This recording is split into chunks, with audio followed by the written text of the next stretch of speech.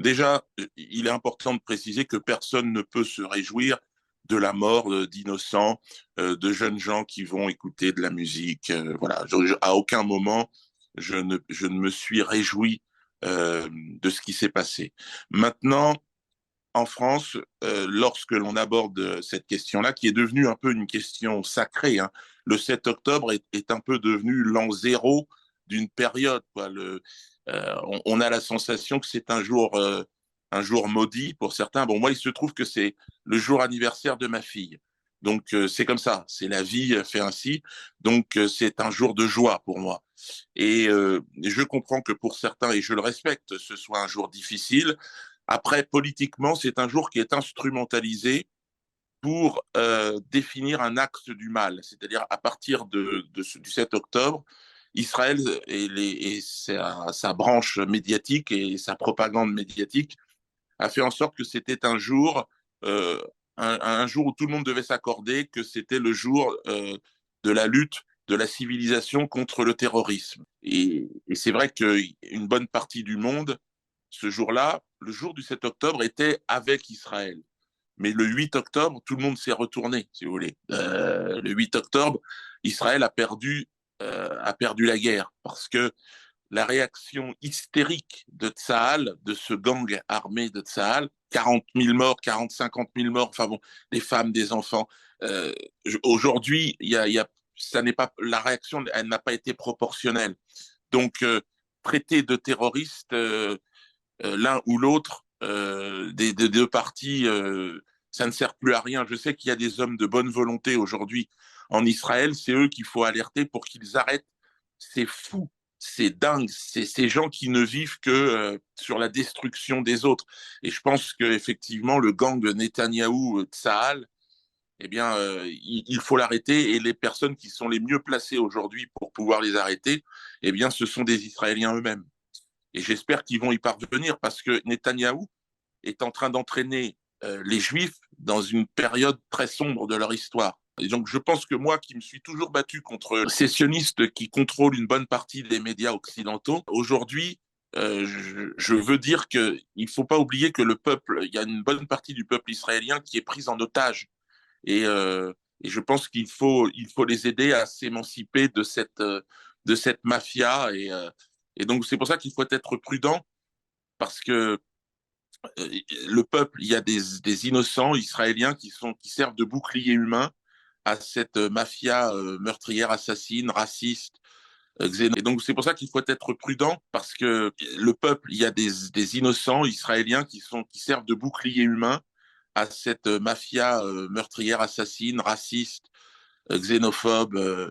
Tout comme, c'est exactement comme en Afrique du Sud, si vous voulez, il fallait à un moment donné casser le système de l'apartheid, ben, c'est exactement pareil aujourd'hui en Israël. Alors le 7 octobre est une date hautement symbolique pour eux, et donc effectivement en France, on doit, ce n'est pas encore dans la loi, ça n'a pas été voté, hein, parce que je me renseigne, j'ai eu tellement de condamnations, donc on n'est pas obligé de dire que le Hamas est une organisation terroriste, on n'est pas obligé de le dire. Bon, l'action du 7 octobre était clairement une action terroriste, elle a terrorisé les gens, ça c'est une évidence. Maintenant, est-ce que c'est l'action d'une branche de résistance? En France, il est interdit de le dire. Moi, qui suis proche, évidemment, des mouvements de résistance du Liban et également aussi de Gaza, je peux dire que c'est un débat qui mériterait qu'on ouvre. En France, on ne peut pas le faire. Alors là, vous êtes en Turquie. En Turquie, je pense qu'on a le droit de dire que le 7 octobre, c'est un épiphénomène, on va dire, dans le conflit qui oppose les Palestiniens aux Israéliens.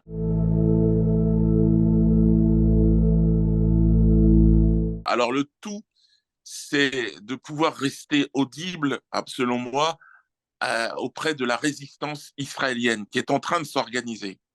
Parce que si le discours est trop radical, évidemment, cette résistance israélienne aujourd'hui à la meute de barbares, d'assassins, et on peut dire de terroristes, de Tsahal, eh bien, on leur donne, on leur donne raison.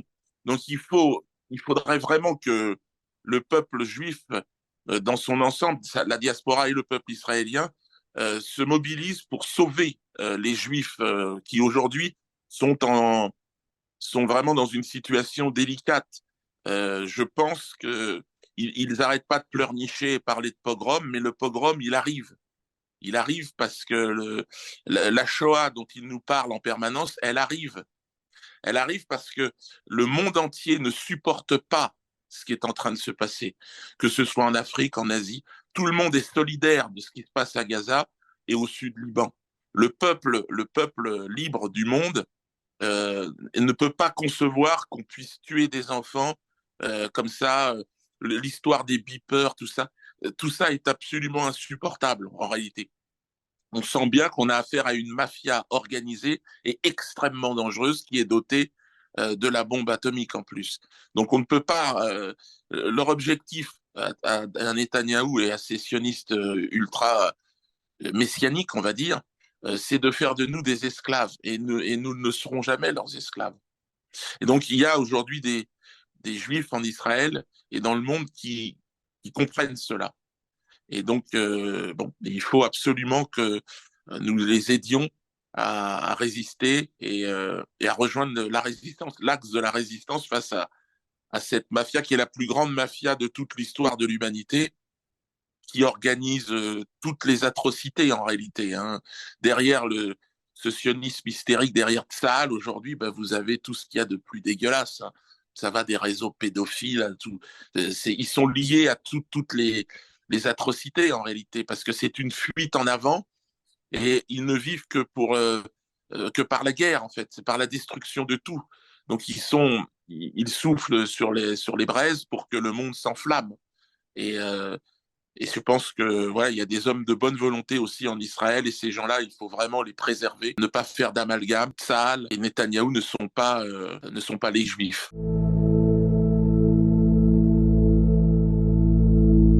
Alors, ce qui est intéressant dans l'humour, c'est que l'humour, c'était en France en tout cas, qui pour moi est l'une des plus belles cultures du monde, il y avait un bouffon à la cour. C'est-à-dire qu'il y avait le rôle de l'humoriste, c'était de mettre le doigt sur des questions qui étaient délicates.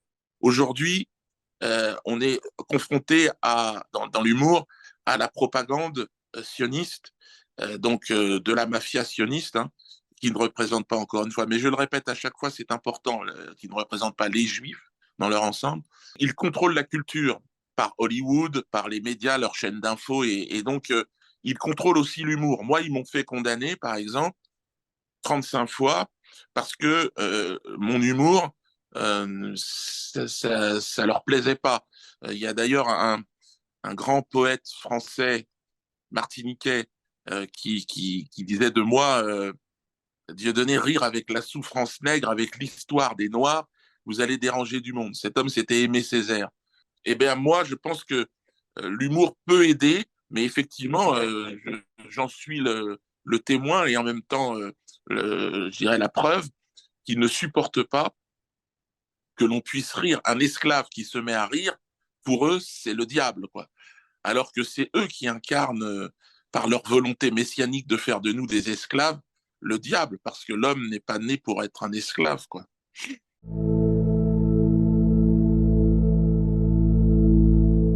Oui, bien sûr, aujourd'hui, Coluche, Desproges ne pourrait plus s'exprimer comme il le faisait, hein, ça c'est certain. Bon, je suis on va dire la démonstration, hein, je suis l'épouvantail, puisque c'est moi qui ai quasiment fixé les limites, puisque c'est à partir de moi eh bien, qu'on s'est mis à condamner, qu'on s'est mis à... Je suis en ce moment sous bracelet électronique, avec 35 condamnations pour mes spectacles, également pour des questions fiscales. Enfin, on a cherché tous les arguments pour essayer de me faire taire en France. Et qui se trouve derrière chacune des actions en justice, c'est le CRIF, la LICRA et quelques associations proches de Netanyahou et de Tsahal. C'est cette mafia qui contrôle une bonne partie des médias et qui fait en sorte de servir les intérêts donc de l'État d'Israël en réalité. Et c'est là où la France a perdu complètement de son autonomie, de son indépendance, c'est qu'elle a laissé avec le temps cette mafia prendre le contrôle eh bien, des médias d'abord, donc ensuite très rapidement des politiques, et puis, de la justice même, hein, puisque il faut le savoir que moi j'étais sur le mur des cons du syndicat de la magistrature. C'est un grand syndicat de tous les juges et donc et donc c'est entièrement sous contrôle toujours des mêmes. Et donc ils avaient fait un mur dans lequel ils avaient épinglé des photos de personnalités à abattre, enfin des cons comme ils les appellent. Et donc avec le levier de la justice, si vous voulez, eh bien ils tentaient d'éliminer du champ d'expression toute personne. C'est le bras armé d'Israël, si vous voulez, en France et dans l'expression. Et eux, ils ont fait beaucoup de mal à la France parce que la France, c'est quand même un pays qui, au niveau de l'expression et de la culture, qui rayonnait quand même dans le monde, et aujourd'hui qui n'est plus que le valet servile bien, de l'axe américano-sioniste. Et c'est vrai que c'est terrible, mais les Français ne s'y trompent pas. Je dois dire que moi, on m'a éliminé depuis une vingtaine d'années du champ d'expression. Et puis là, j'ai fait une émission un peu dans un média un peu mainstream il n'y a pas très longtemps. Et c'était des millions et des millions de personnes qui sont venues pour dire mais non, ça suffit, lever la censure autour de Dieudonné, on en a marre, il nous fait rire, c'est l'humoriste qui nous fait le plus marrer. Voilà, donc la France, elle en est là, parce que le sionisme n'est pas drôle. Ils n'arrivent pas à nous faire rire, parce que on peut pas être à la fois avoir le pouvoir, terroriser les gens par en, par le pouvoir financier, les actions en justice. On ne peut pas faire ça et être respecté du peuple. C'est pas possible. À un moment donné, le peuple, il en a marre. Et le peuple, aujourd'hui, il en a plein le cul. Il a identifié le problème de la France. C'est que la France est aujourd'hui entièrement sous le contrôle de cette mafia, quoi. Et donc, qui ne représente pas, encore une fois, les Juifs de France, qui en sont les premiers otages. Hein. Ils sont là. Aujourd'hui, et d'ailleurs, ils sont derrière moi pour certains. Et je les en remercie parce que ils ont compris que, que, que finalement, ils étaient dans la même situation que moi, c'est-à-dire qu'ils étaient otages, ils étaient le bouclier humain et qu'il fallait que ça s'arrête, quoi.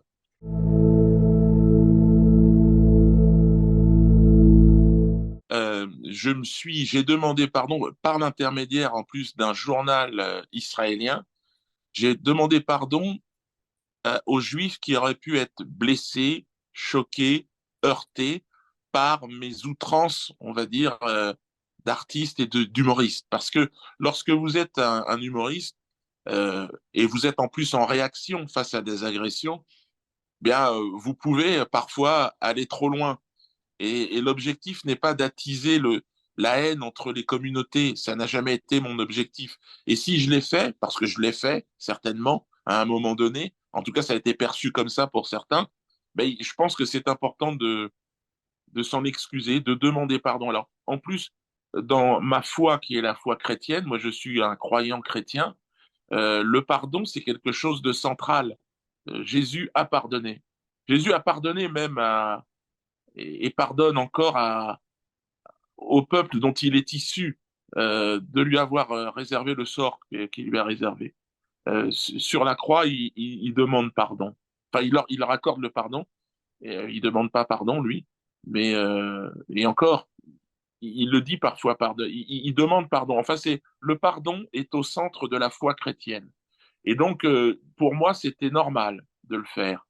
Maintenant, je crois que j'ai fait un premier pas sur ce terrain-là en tant que chrétien, mais je pense que ce serait bien que des membres de la communauté juive maintenant me demandent pardon par rapport à un lynchage injuste que j'ai subi pendant plus de 20 ans et qui est un lynchage qui n'était pas normal.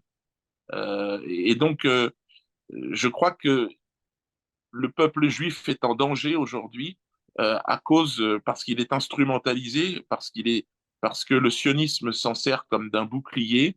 Et je crois que le peuple juif doit se sortir de cette spirale infernale euh, de haine dans lequel l'a enfermé, on va dire, ce sionisme hystérique, cette mafia dangereuse qui aujourd'hui est en train d'agir un peu partout et surtout notamment à Gaza et au sud Liban et partout dans le monde entier. Hein. Là, Gaza et le sud Liban, c'est simplement les gens qui sont en première ligne. Mais on l'est tous en réalité.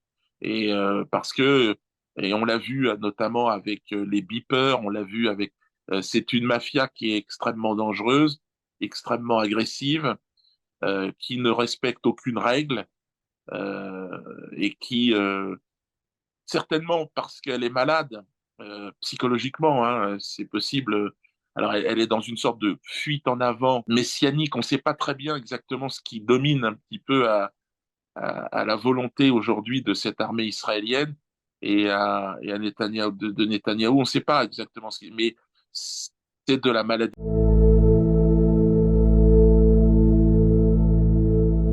Mais je pense que c'est le moment parce que je pense que les juifs sincères et les juifs croyants, ils ont compris que c'était le pardon. Et moi, au moment où c'était le début de la question, au moment où j'ai fait cette démarche de pardon, cette démarche de croyant, je me suis heurté à cette mafia qui m'a dit, comme ils ont dit d'ailleurs au lendemain du 7 octobre, ni pardon ni oubli. Ce ne sont pas des juifs. Ce sont parce que le judaïsme, je crois, et d'ailleurs vous parliez de Kippour, Yom Kippour, a mis le pardon au centre aussi de leur religion. Et je remarque que très très peu dans ce monde médiatique, quand on les entend sur les chaînes d'information, peu de gens en fait respectent cette loi fondamentale qui est de pardonner. Et c'est la maladie et le cancer d'Israël, c'est qu'ils ne connaissent pas le pardon. Et donc, fatalement, ils vont disparaître. Parce que un peuple qui ne connaît pas le pardon doit disparaître. Et c'est dans l'ordre des choses. Dieu, je crois, leur promet la vie éternelle, à eux aussi, mais il faut qu'ils passent par le pardon. Il y a un bon nombre de gens dans cette mafia qui ne croient pas en Dieu, voilà, tout simplement.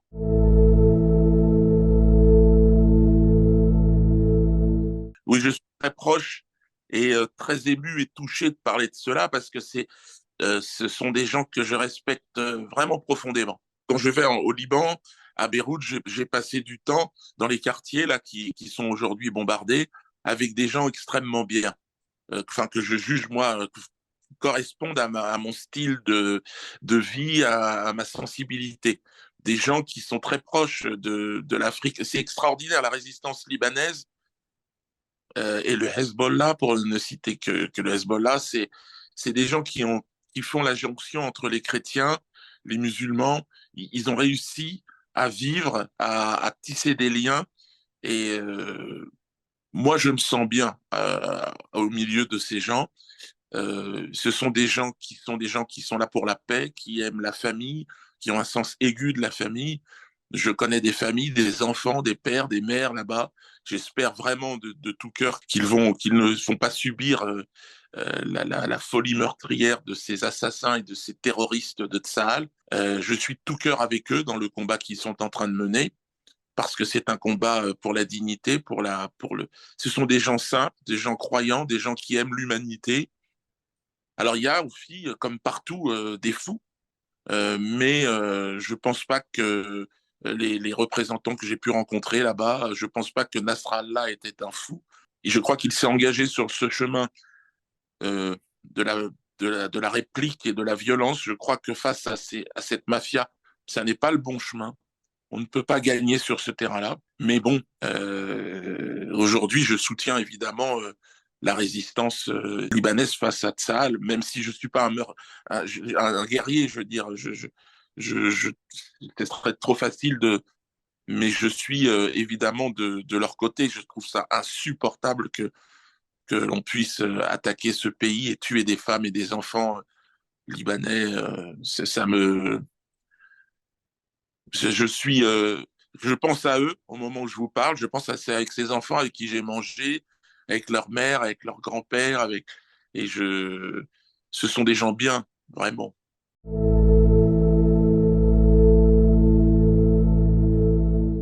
C'est vrai qu'il y a un clivage. On sent bien les quartiers chiites, les autres quartiers. Bon, moi, je trouve qu'ils ont quand même réussi à vivre ensemble. C'est un modèle. Je veux dire, c'est incroyable, c'est magnifique.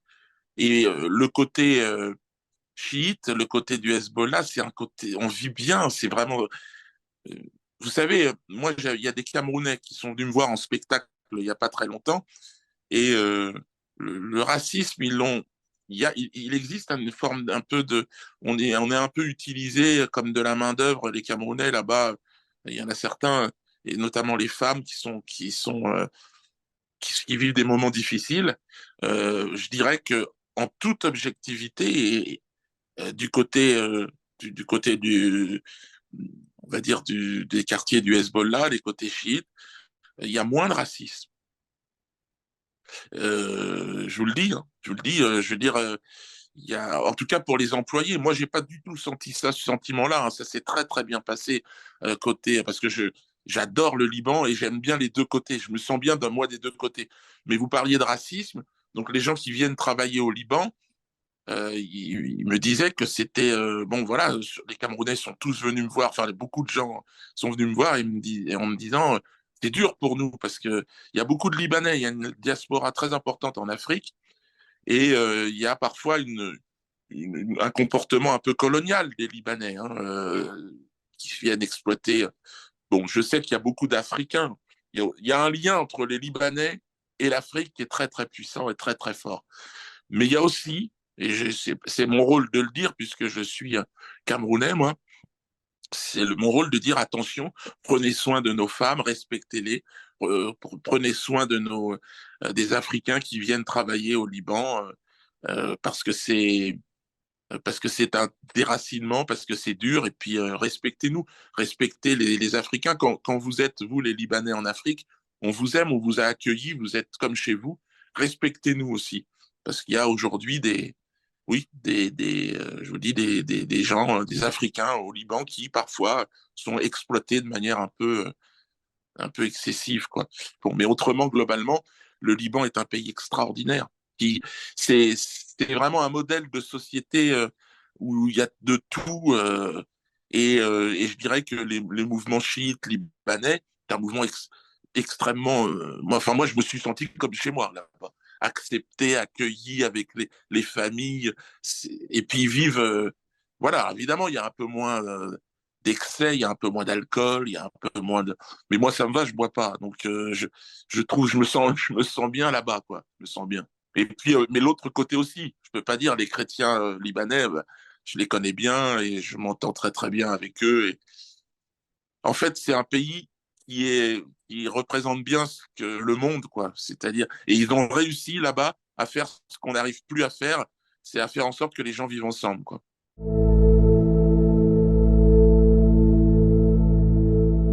Il y a un comportement colonialiste, enfin pas colonialiste sur le plan politique, mais sur le plan économique, en tout cas, de certains Libanais. Il y a des Libanais qui sont très mal comportés en Afrique, mais il y en a qui sont devenus africains. Hein. Et j'en connais, ils sont plus camerounais que moi quasiment, quoi. Et je m'entends très très bien avec eux. Ce sont ils sont devenus complètement africains. C'est des gens qui apportent des choses très positives, vraiment. Mais globalement, quand Nasrallah était là, il y avait un échange et un développement avec l'Afrique qui était très très intéressant. Mais pareil, il y a aussi des Israéliens hein, en Afrique. Et, euh, et il y a des Israéliens aussi avec qui ça se passe très bien. C'est pour ça que aujourd'hui, on arrive à un moment où je crois qu'il est important d'essayer de trouver des passerelles pour faire en sorte que les gens de bonne volonté, où qu'ils soient, réussissent à se parler. C'est ce qu'on essaye de faire, nous, à travers nos actions artistiques. Bon, c'est difficile.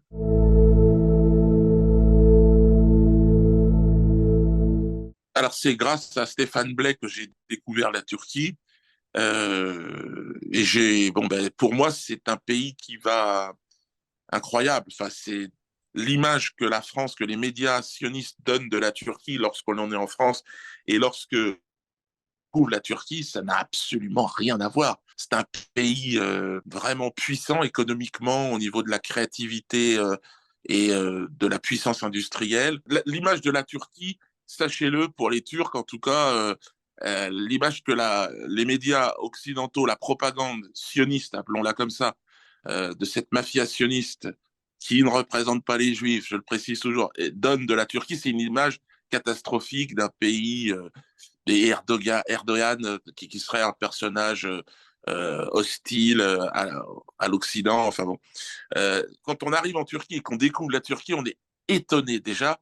En débarquant à l'aéroport, on dit mais c'est pas du tout ce qu'on m'a dit. C'est un pays où tout va bien. Il y a tout le monde arrive en Turquie, tout du monde entier. Les gens débarquent dans cet aéroport. Et puis les gens sortent, et puis là on voit la Turquie, et puis on voit un pays riche, développé, avec des travaux partout, enfin une dynamique incroyable. Alors c'est vrai que c'est très enfin, très très différent de ce que les médias nous en disent. Et puis bon, moi j'ai la chance d'être franco-camerounais, donc je savais que il y avait un lien très fort entre la Turquie déjà et l'Afrique, de par l'histoire, puisque tout le bassin méditerranéen a été à un moment donné je vais dire, un territoire de l'Empire ottoman. Donc ce lien, il est culturel. J'étais, moi, à Tripoli, aux côtés de Kadhafi, avec un groupe d'artistes qui disaient non-stop à l'agression occidentale sur le continent africain. Et alors, c'était parce que c'est vrai que ça a été aussi un moment vraiment de bascule, que cette agression et de ce bombardement. Il faut savoir que Kadhafi, je ne sais pas comment il est perçu en Turquie, mais pour les Africains subsahariens, c'était un homme qui nous avait donné accès à plein de choses et qui s'était détourné un peu on va dire, du monde pan-arabe, là. Et il s'était retourné vers l'Afrique. Il avait soutenu Mandela. La première visite de Mandela à un chef d'État à sa sortie de prison, ben, c'était Kadhafi. Il avait vraiment une image extraordinaire, en fait, en Afrique, Kadhafi. Et, euh, et donc, au moment où l'Empire occidental américano-sioniste donc a tué, exterminé donc le peuple libyen et qui était effectivement beaucoup des gens de ma famille qui allaient faire leurs études à Tripoli, qui partaient du Cameroun parce que Kadhafi avait décidé d'aider tout ça. Eh bien, on s'est aperçu que heureusement que les Turcs, heureusement, étaient là aussi à la fin pour éviter le pillage total qui était en train d'être organisé. Et on sent que la présence turque aujourd'hui dans la région, elle est en train de reprendre de l'importance grâce à Erdogan et reprendre sa place. En réalité, c'est protéger les peuples et les populations de ce pillage systématique organisé par l'Occident. Et comme les Chinois aussi, c'est du donnant-donnant. On travaille, vous gagnez, on gagne. Mais ce n'est pas le pillage que la France, notamment, est en train d'organiser en Libye. C'est terrible, un pays qui était riche, un pays où les gens vivaient magnifiquement et qui aujourd'hui se retrouve, c'est plus rien, c'est le chaos total. Donc la présence turque dans la région, eh bien, elle est appréciée par les peuples et donc c'est évidemment pour moi déjà, j'avais déjà cette image moi de la Turquie. Et puis en découvrant la Turquie, grâce à Stéphane, ben, je pense que c'est la porte de l'Europe et de l'Orient et je pense que la Turquie va avoir un rôle très important à jouer dans les années qui viennent.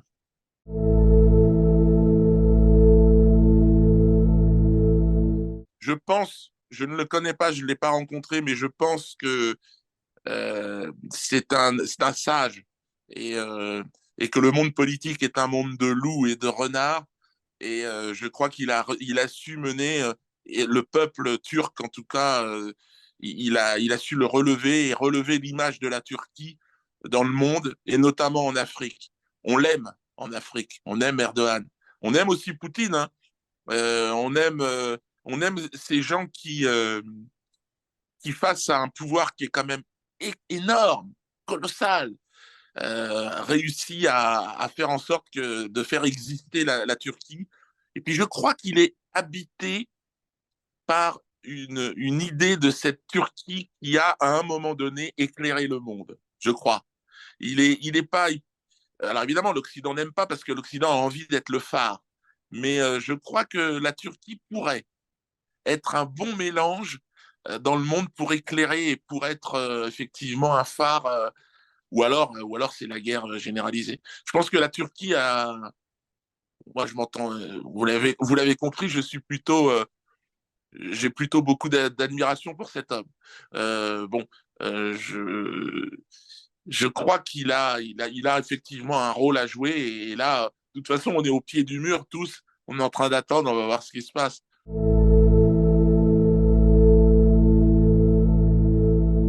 Ben, Stéphane, effectivement, c'est un ami. C'était un ami très très proche de moi, de ma famille. Et donc sa perte a été vraiment longue à digérer parce que ça s'est fait de manière extrêmement violente et brutale. Stéphane, on partageait ensemble évidemment une vision de la culture française et c'est vrai que il a été un grand résistant aussi face à la censure sioniste en France qui est très très puissante de cette mafia sioniste. Et donc bah, on était ensemble et on passait et puis il m'a fait découvrir la Turquie. Donc ça a été un moment fort. On avait plein de projets en Turquie, justement avoir une base arrière de résistance pour la culture française, pour libérer les artistes français, pour qu'ils puissent s'exprimer. Et donc en Turquie, il y avait cet espace possible. Et puis bon, Stéphane nous a quittés trop tôt. Alors à l'époque, on était dans une confrontation directe avec cette mafia qui se servait du chantage à l'antisémitisme, c'est-à-dire qui nous faisait passer pour des gens qui voulaient la destruction des juifs, qui voulaient, alors que ça n'a jamais été notre discours, évidemment, ni à moi, ni, ni à lui. Stéphane était un humaniste, quoi, un artiste, un homme qui pensait à la beauté, un gangster de la beauté, comme on dit. Et, euh, et donc, on s'est, on a fait un disque ensemble, Istanbul. Et puis, on avait plein de projets de films, de cinéma et tout ça. Stéphane, voilà, c'était d'abord un artiste que je respectais, et puis c'est devenu un ami, et puis c'est devenu quelqu'un de la famille, quasiment. Alors, il n'était pas ami dès le départ. C'était un pianiste unique dans son genre. Et puis, très précoce, il a commencé très jeune. Alors, je le suivais comme ça, de loin, parce que moi, je suis humoriste, lui, musicien. C'est deux univers complètement différents. Mais c'est deux vies très proches, quoi, face au public. Et donc, on s'est rencontrés un jour parce qu'on était victimes tous les deux de cette mafia qui contrôle les médias en France, cette mafia sioniste qui ne représente pas les juifs de France, encore une fois, nos compatriotes juifs, mais bon, qui nous ont agressés très vite parce que nous avions pris ensemble des positions contre le racisme, contre la haine exercée sur la bande de Gaza et sur le peuple palestinien en général. Donc on est devenu une cible. Et puis, euh, et puis voilà, dans cette confrontation frontale, on était nous aussi euh, plus jeunes, plus sanguins. Et donc on répondait aux agressions avec beaucoup de, comment dire, de provocation. On était aussi excessifs que les gens qui nous agressaient. Ce qui fait que, bon, on a eu des condamnations, on a eu tout un tas de choses. Et parfois, bon, ce chantage à l'antisémitisme, moi et Stéphane, on le connaît bien, on n'est pas les seuls. Hein. Mais c'est vrai que nous, bon, en tant qu'artistes, on était les premiers à subir une censure qui était exceptionnelle. Je vous disais que je suis aujourd'hui détenu à domicile, c'est-à-dire que j'ai un bracelet électronique. Stéphane aussi, hein, il aurait le bracelet électronique à la jambe. Et donc, voilà, on représente un axe de résistance de la culture française. Je regrette qu'il ne soit plus là, parce que nous aurions pu, eh bien, comme nous avions commencé à le faire, d'ailleurs, avec Gilad Asman, qui est né en Israël, qui vit maintenant en Angleterre, mais on avait commencé à créer des liens avec la résistance juive internationale et israélienne. Et puis il y en a beaucoup, il y en a de plus en plus avec qui, et on aurait pu faire quelque chose d'extraordinaire avec des artistes libanais, iraniens, turcs. Ça aurait été magnifique, quoi. Bon. on n'a pas pu. Stéphane nous a quittés trop tôt.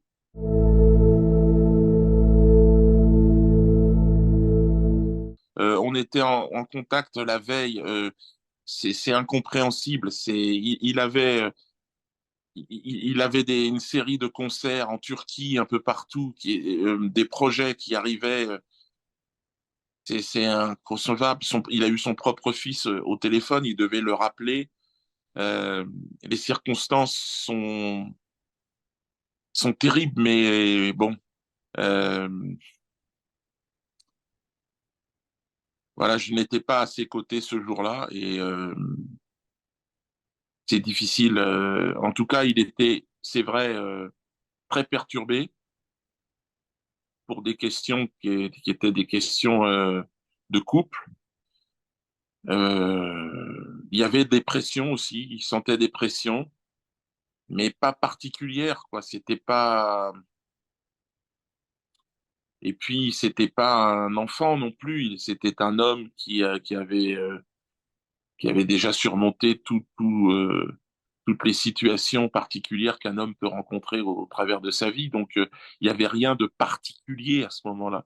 C'est pour ça que il y a une version qui dit qu'il aurait été drogué. Bon, c'est vrai que cette version peut paraître assez cohérente pour ceux qui l'ont vu dans les dernières heures, puisque ils ne le reconnaissaient pas. Donc, il y avait quelque chose d'étrange. Voilà, c'est tout ce que je peux en dire. Mais voilà, faut faire attention à ce qu'on vous donne à boire, faut faire attention. Et puis, c'est incompréhensible. Encore une fois, chacun va donner son avis. Mais bon, si c'est un suicide, ce qui est étrange, c'est que il devait parler à son fils le soir. Où il a rien laissé, aucune trace de rien du tout. Si c'est autre chose, ben, ça a été bien fait.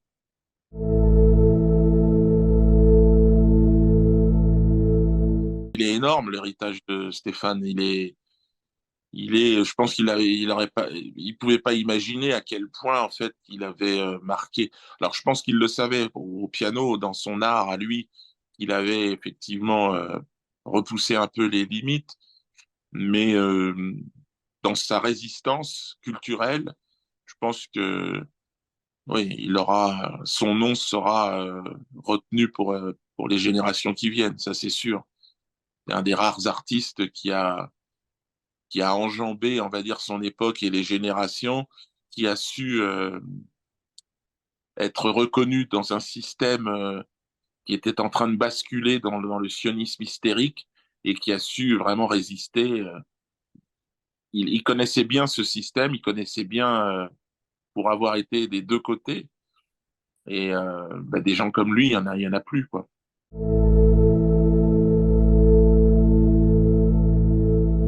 Mon lien avec l'Afrique, il est biologique, il est culturel, il est passionnel, puisque bah, j'y ai enterré mon père, j'ai enterré un de mes frères, et puis dans mon village, il y a toutes ces tombes avec mon grand-père, ma grand-mère, mes oncles, mes tantes, enfin tous ceux qui étaient là. Donc c'est en Afrique, la vie, la mort s'entremêlent chaque jour.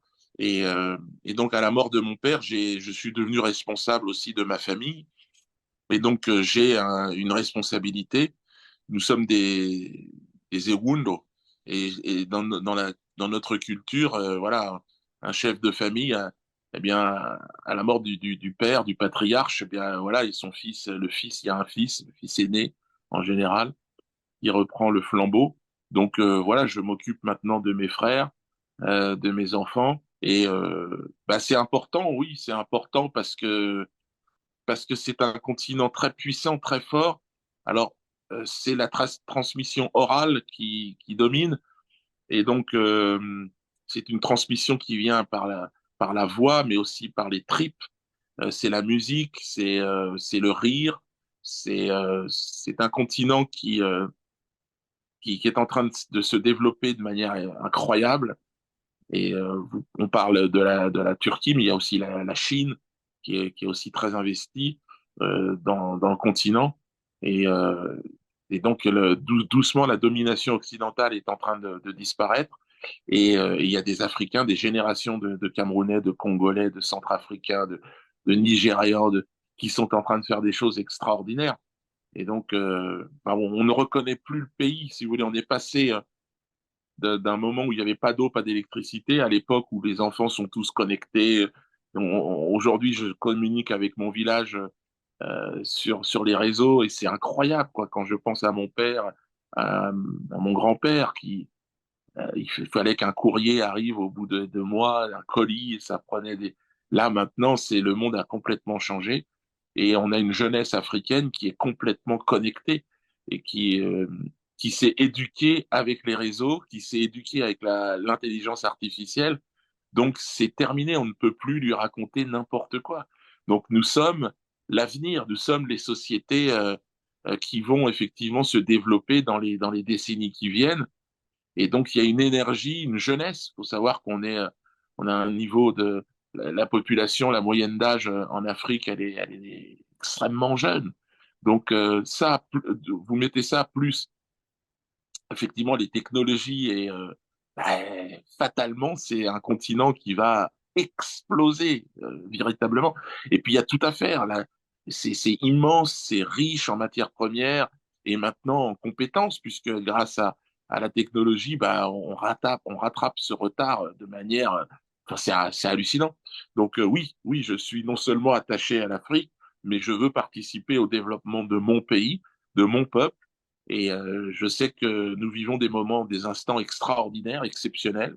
Le Cameroun est un pays, il faut connaître l'Afrique pour on dit c'est l'Afrique en miniature. C'est qu'il y a tout au Cameroun. Il y a non seulement toutes les religions, il y a plus de 300 dialectes. C'est comme si ces frontières qui ont été créées de manière artificielle par le colonisateur avait rassemblé tous les aspects, du désert à l'Afrique centrale, avec l'aspect tropical et en même temps équatorial. Enfin, il y a tout. Et il y a encore des gorilles, il y a encore des animaux, et puis il y a du pétrole, des diamants, de l'argent. C'est un pays qui, dans les décennies qui viennent, va être entièrement transformé. Donc, je veux participer, moi, à l'approche de la soixantaine, là, à ce changement. Donc, je suis connecté à tous ceux qui veulent faire bouger ce pays et je veux amener ma pierre à l'édifice. Et c'est pour ça que le lien avec la Turquie aussi, qui s'est fait par Stéphane, c'est finalement retrouvé être un lien hyper important parce qu'il y a une histoire entre la Turquie et l'Afrique, entre ce qu'était l'Empire ottoman et la grandeur de la Turquie à travers cet empire et l'Afrique. Et voilà, aujourd'hui, bah, on se retrouve parce qu'on on a une culture commune. Les cultures, elles se font par le brassage, le mélange et les rencontres. Et avec la Turquie, ça a duré longtemps. Ouais. Donc, on se retrouve là.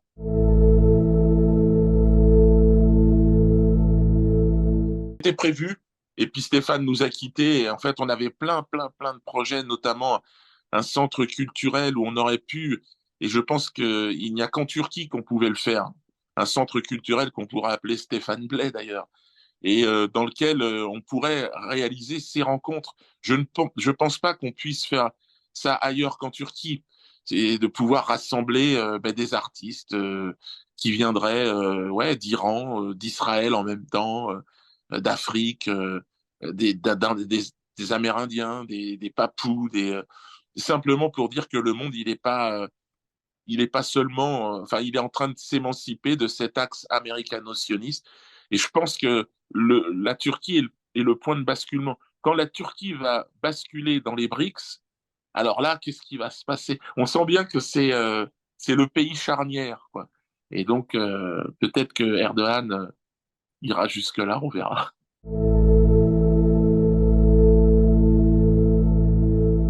Moi, je voulais remettre une quenelle d'or à Erdogan. Donc, je veux dire, s'il nous entend, ce serait vraiment formidable et je pense que ce serait un geste politique assez fort. Si on pouvait, et là, je lui fais un petit signe, Erdogan, pour la résistance, on va dire, contre le sionisme ouais, hystérique en France et dans la francophonie, je pense que ça serait bien perçu. Et puis, autrement, je voudrais dire, pour conclure à tous ceux qui nous regardent, il faut garder la foi et c'est une époque où il faut que l'humanité eh bien, trouve son souffle. Et je regrette, moi, la perte de personnes très chères ces derniers temps qui se sont battus, qui ont résisté. Et je pense que pour eux, ce serait vraiment bien qu'on réussisse à faire la paix ensemble et s'inscrire sur ce chemin du pardon. Je sais que c'est difficile face à la mafia que nous avons en face, mais il faut réussir quand même à les aimer. C'est en tout cas ce que nous a enseigné le Christ et j'espère qu'on y arrivera chacun avec nos croyances parce que je crois que le monde musulman et le monde chrétien, c'est le même monde. Moi.